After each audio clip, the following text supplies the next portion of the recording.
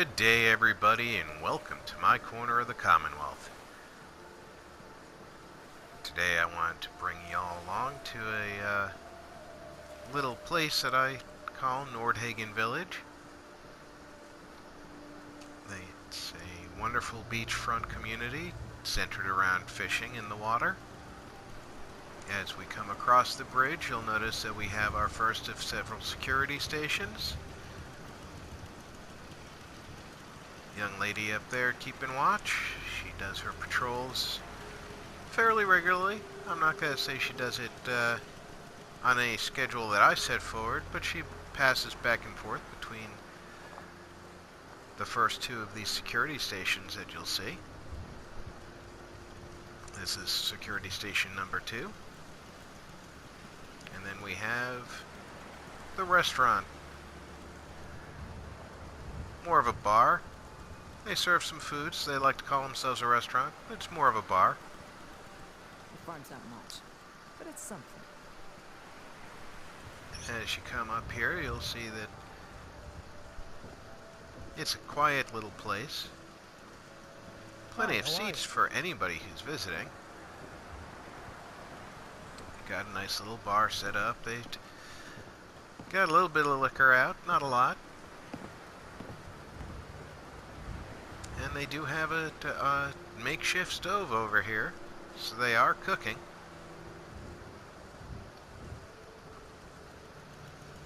As we look around the place, we see that it's a fairly run-of-the-mill establishment. A few tables, some stools. Bartender isn't here yet, so these folks are just kind of helping themselves, apparently. Crop's coming in pretty good. But as we move around the building, you can see that is our second guard. His duty stations are this one right here and one on the other side of that house. Oh, there's our bartender. Hello. She's got quite a little bit of stuff stashed away back here. I guess it's time to restock the shelves in there, sunshine.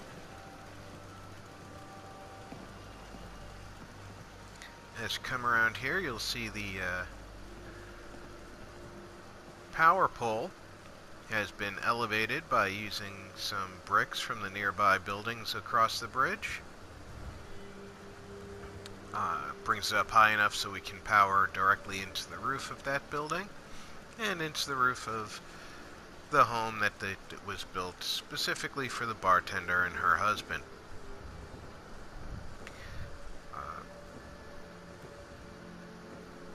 Nice little place that they have set up, you know, a place to store a few things. They don't have any extra clothing yet, but they're working on it. They are the couple that got a bathroom of their own, which is a very nice touch for them. And of course, a couple of beds, some places to sit, some lamps for at night. As we come on out, we can see that the farm has been slightly changed. They were growing gourds when I first moved here, but I decided to upgrade them to potatoes. The gourds take up an awful lot of room. You can actually put 3 potato plants in the same space that a gourd plant takes up. So we'll come around the outside here of the bartender's house, and there's the second of the guard stations that our fine friend watches over. His primary duties are to watch for anything coming from the Fort Strong direction. It's not a pleasant neighborhood. Here is the reactor that they managed to salvage out of the cellar at Fort Strong. Apparently Vault-Tec had given them a little bit of technology to run their experiments on the power armor and the mini-nukes, and we managed to move that over here to the beachfront. As you can see, the primary purpose of this place is to get into the water So we do have one of the fishing boats pulled up on shore. Probably didn't have any way to tie it off overnight. You don't want it drifting away. Another one of our power pylons stationed up onto a pillar. It's actually 4 pillars put together with the brick texture mod. There's a total of 3 of those power poles elevated in that way. We'll continue on our tour here. A water purifier to provide plenty of purified water for the residents and for the stores. We want to be able to sell what we got. And as you know, the castle is also on the water, and the Minutemen do like to encourage trade with all personnel. So they've managed to get themselves an old pre-war boat that still floats, and they come by here and tie off to the dock where they can exchange goods. This stuff is waiting for the next trip down the coast here. And there's the other fishing boat for the village. It is properly tied off. That's good. Someone left their fishing pole in the boat, but that's okay. It's a fairly friendly community. Nobody here is going to steal from each other. As we come back down the dock here, we see that the boardwalk is well maintained. There's good steps down into the water if you want to get down there, whether it's to just get your feet wet or to get into the fishing boats. Over here we have assemblage of goods and fishing nets. Looks like somebody who's recently come here has left their hat behind. Over here we have our fish processing station. When you get a good catch, you can do all your gutting here. And of course you can set your catch out to dry in the sun. It is starting to look a little bit overcast. I think I'm going to take care of that now rather than later.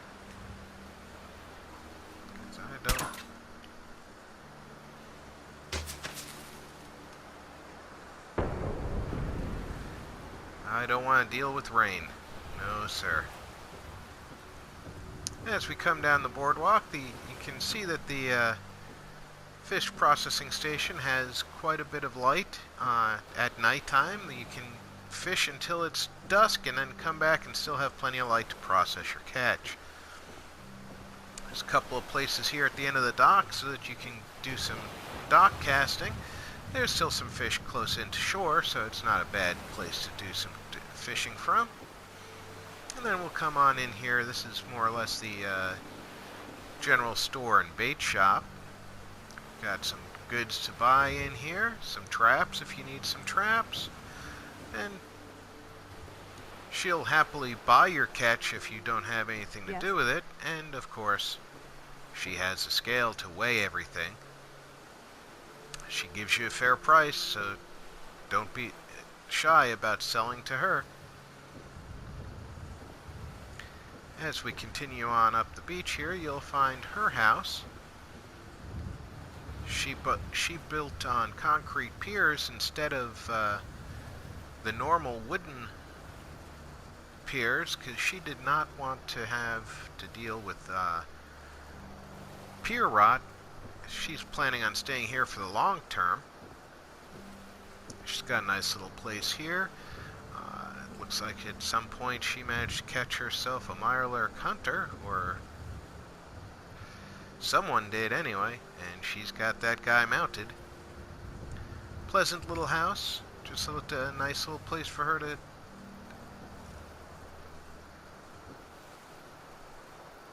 keep an eye over the waterfront.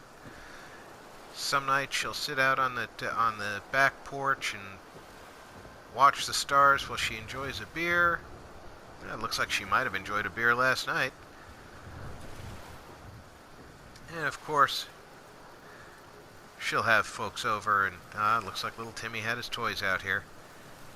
But she'll have folks over and cook up some of the day's catch and have a beer and chat with the people who live here.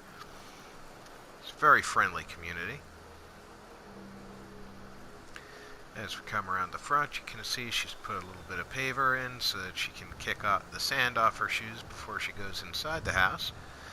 And she has some of her stuff stored right around the place. And taking advantage of that raised floor, she gets some extra storage out of the rain for some of the things that she uses most. As we come around the other side of the building, you can see that she built right up to the edge of the dock for her store.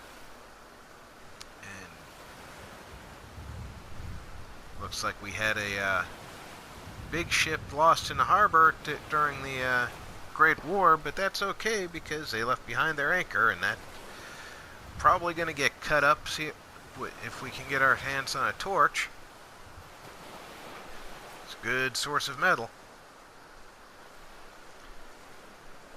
As we wander our way over here, you can obviously see the artillery piece because the Minutemen are providing security this close to the Brotherhood of Steel. We want to make sure that they know we're here. That artillery piece is well within range of both the Pridwin and the airport.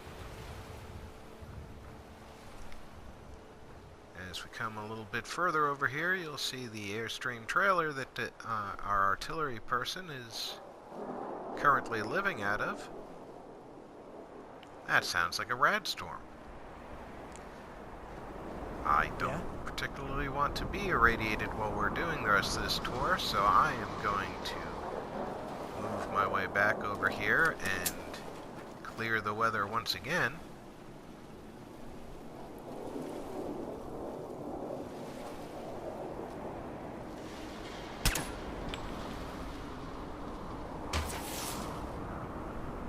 Excellent.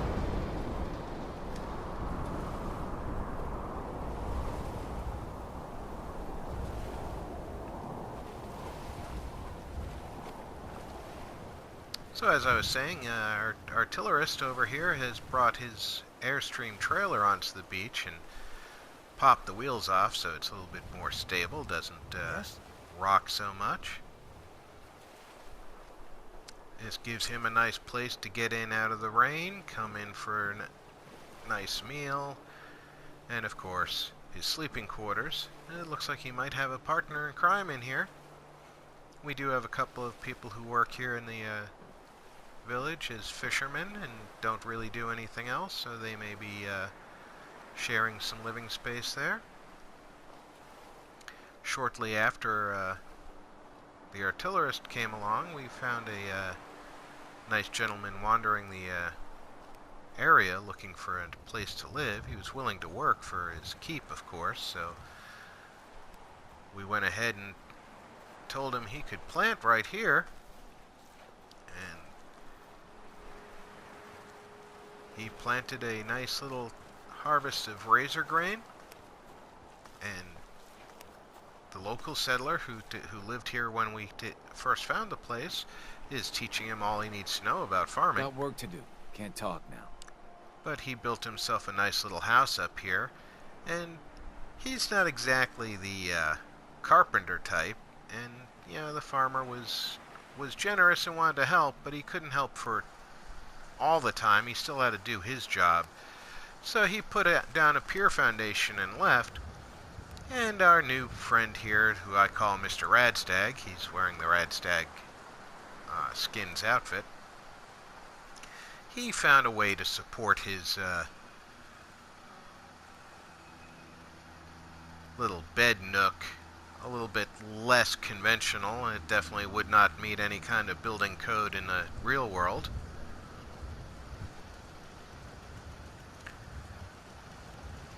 But now that I've shown you around the place, I'll show you a few of the things that I've done to and explain to you how they were done.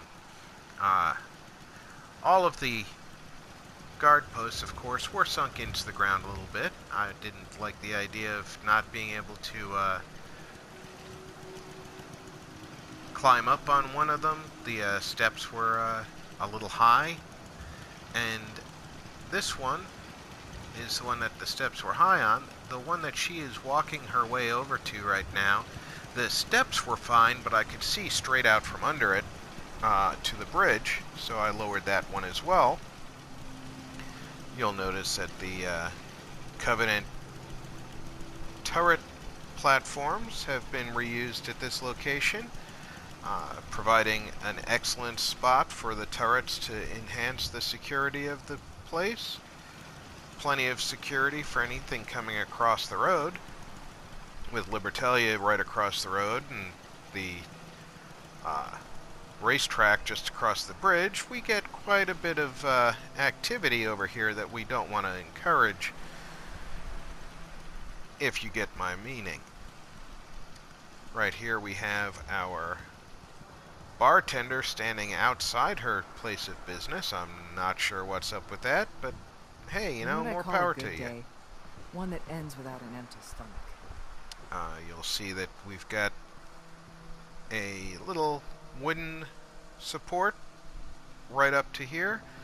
All of these boxes and barrels were placed using the pillar glitch, just to encourage them to the spots that I managed to get them to. A few of them would get close, but unfortunately they don't sit level on the ground, and you can see under them at spots. Interior, nothing had to be glitched except my little cooking station.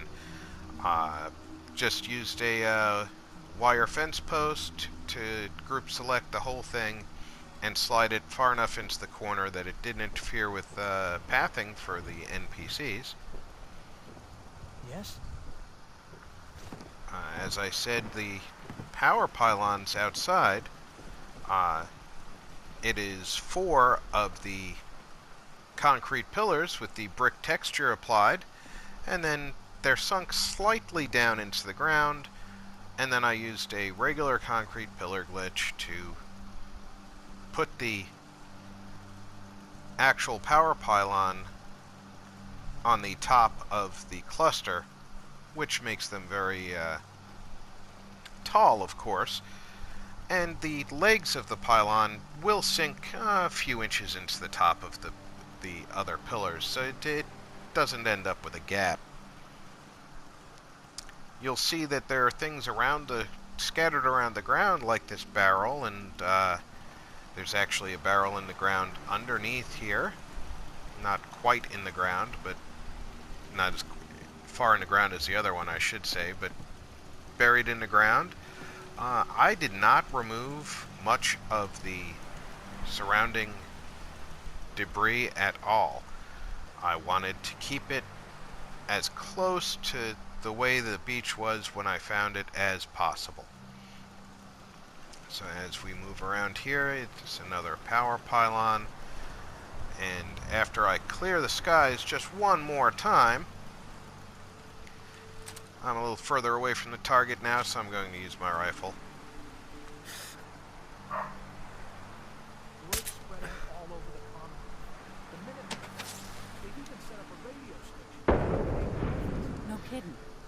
Well, I hope they stick around for good this time. Let me show you the amazing house. Now, obviously I pillar glitched a lot of items around the house, but what you don't notice is the concrete piers. You can't normally build on top of concrete piers. They do not have floor sections that snap to them, nor do they allow you to just set a floor section on top of them. So what I did was, originally, right about where these boxes are, I placed a pier section with the wooden post going down into the ground. I then buried a concrete pillar directly next to it, as deep as it would go, and adjusted the height of the wooden pier so that when I snapped a floor to it, it came out just barely touching the concrete pillar. Obviously, the shape of the building and the number of pillars, there are 3 across the front, 3 across the center, and then 2 across the rear and 2 across the back deck. And you'll notice that the pillars that are not on outside corners are actually supporting every floor section that they are underneath. They had to be pushed one at a time into place and adjusted over and over again. Even the center one that none of you will ever see. This boat was the one that was already here when I came to Nordhagen Beach, but as I do have USO installed, I was able to pull the second boat out of the vehicles menu, and that's what I put down here at the waterfront. The boat itself is put on the beach and then moved by concrete pillar, and you have to be very careful while you're doing it because the water will just occupy the inside of the boat if you get it too low. The Vault-Tec lower profile conduit pieces are what's holding the boat to the dock with a piece of wire between the two. It looks enough like a boat mooring wire to me, so once again the rest of things, unless it was tied up against, like this is tied up against the dock, most of it was placed without any special consideration at this location, but the pillar glitch was used to move things that needed to be right next to each other and normally wouldn't. This fish cleaning station does act as a table, so it was easy. I just put these things on top of it without having to worry. The bounding boxes are a little bit odd on certain items. This trap has a larger front bounding box than rear. The front is what I call this part with the trapdoor side. So I could put things closer to the back, and it had to be further front ways away from here.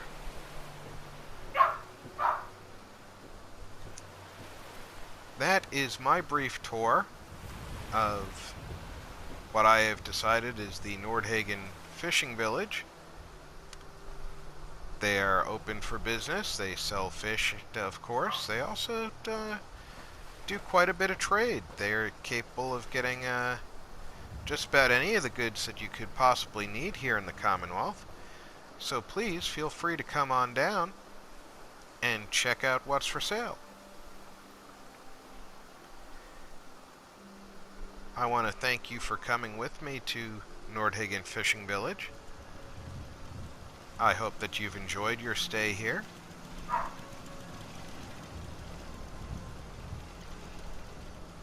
As usual, any questions or comments are welcome.